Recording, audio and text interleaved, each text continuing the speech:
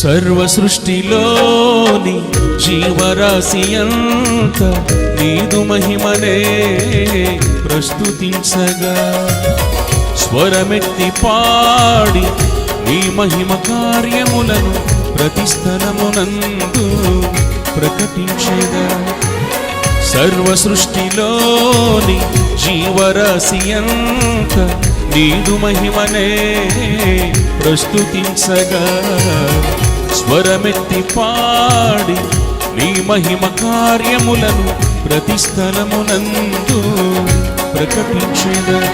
నీవే మార్గం, నీవే సత్యం, నీవే జీవం, నిన్న నేడు రేపు ఒకటిగా ఉన్నవాడవు, విడువవు ఎడబాయవు నా యేసయ్యా. నిన్న నేడు రేపు